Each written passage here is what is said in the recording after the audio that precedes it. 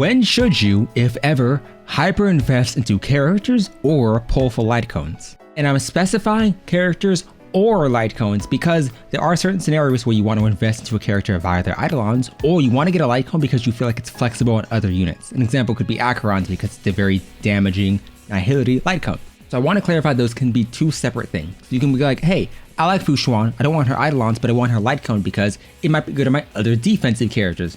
I'm going to be honest, I don't know who you're thinking of using it on, but more power to you. This is going to briefly overlap with the previous video I made. I don't know if that was posted yesterday. I don't know when these videos are going up. But regardless, I'd say that the best value for Eidolons you're getting is obviously going to be either supportive ones. An example could be Sparkle's E1, which extends the rotation, or E2, which gives you Def Ignore for the entire team. The alternative would be Eidolons that change a character's innate gameplay. An example could be Silverwolf. Her E2 allows you to build her out as a DPS because it reduces the effect resistance or effect hit rate requirements down to like 46%. This means that your SW, why does she have 60? What happened? What is giving you so much effect hit rate? That's a problem for another day. This means SW no longer needs 115. She can just go down to 45 or extra if you're apparently me. And this means that you can build her as a DPS and increase the overall damage she's doing, and not only that, but also the flexibility of this character because, technically speaking, this would help out DOT teams, or anyone who applies any vague debuff.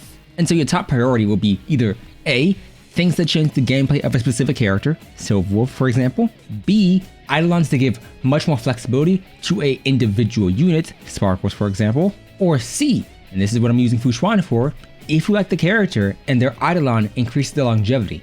30 crit damage means that Fu Xuan is giving a little bit more value to any team she's in. She already has the 12 crit rate, which stretches over to 24 CV in addition to the 30 here, which is 54 CV. She is transferring that to the entire team. This means that whereas Fu Xuan would have only originally given them HP and then 12 crit rate, now that 30 crit damage can be more beneficial. Yes, it loses value if using Sparkle in some teams, but if you're running double DPS teams, it holds a little bit more. Don't go for any of these. And so, yeah, supportive Eidolons are always nice to have.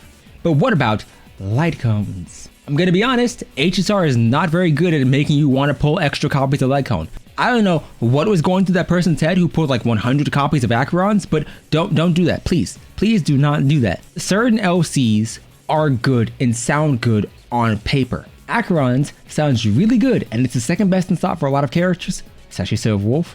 But you have to consider what is the value you're getting out of this in comparison to just getting either a character's own signature option, such as Incessant Rain for SW, or would you just better off investing in Eidolons? Because the only time I'd say a light cone gives you significant value is if it helps you build out a character's stat lines. This could be effect hit rate for any character who wants to apply a debuff. That is very useful. Even Fu Xuan's gives you 24% max HP. That is nice. And don't get me wrong, I think in theory you could probably get that from subsets alone. But the main reason you would want this or even consider this would be for the energy regen, which I believe you could get elsewhere, and the damage bonus. But the damage bonus isn't that high. So if you're not considering a light cone based on the value it's giving that individual character, what should you consider it on? First off, in my opinion, would be what value is giving your team. Earthly Escapade and Incessant Rain both give a team buff. This is a 12% damage taken to whatever enemy Silverwolf debuffs. This is 10 crit rate and 28 crit damage for the entire team. This is a good team-wide buff. This makes this light cone very good.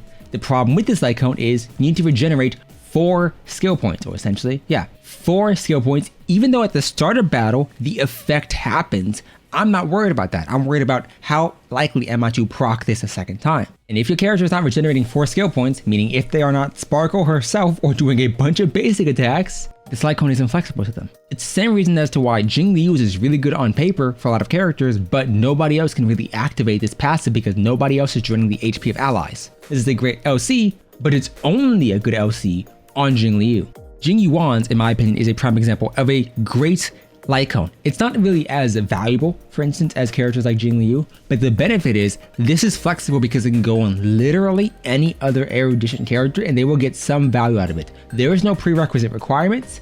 There is no, hey, do damage to your team, or hey, take damage, or have this specific amount of speed or stats. No, it is just, here's damage, good luck. Jingyuan's is a great example in my opinion. I'd even say secondary would be someone like Seely's, because even though it requires 160 speed, you are still getting some of the passive here. You're getting the 18 crit rate constantly, but on a character like Jingliu, for instance, 135 speed, she's still getting 3 stacks of this, which is half of the bonus, which is 18% basic and skill damage, and then 36% crit damage for their ultimate. Now, obviously, Jingli, for example, is destruction, so we can't count that, but you know what I mean. So you want to always be considering the flexibility of light cones. Some can sound great. Please don't look at those and say, yes, I need extra copies, because you need to consider how often can you proc this.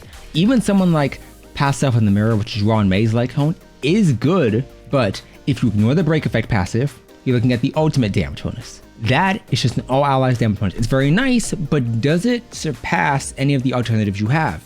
Well, Bronya's, for example, is giving you energy regen, and it's giving you a damage bonus to the next acting character. Great, it's very universal. It also gives you a chance to recover a skill point. Compare it to Sparkles. Yes, Sparkles is better, but Bronya's is more flexible. Ron May's, you're only really looking at it for the ultimate all damage bonus, which is nice, and then the 10 energy. 10 energy sounds nice, but most of the time you really aren't reliant on just 10 random energy. So the main purpose of this is the damage bonus for your allies. But in those positions, you're only really wanting to buff 1 DPS. This is good in multi-DPS comps, but in this position, you just want a Bronya to buff your one singular damage healer. The TLDR is, only pull a light cone if you like the character and already have them. Otherwise, you can just go for individual character Eidolons. Because first off, you're guaranteed to improve the value of the character themselves, especially if they give you crit stats like Acheron's. And B, if you miss the 50-50, you have a guarantee for another character.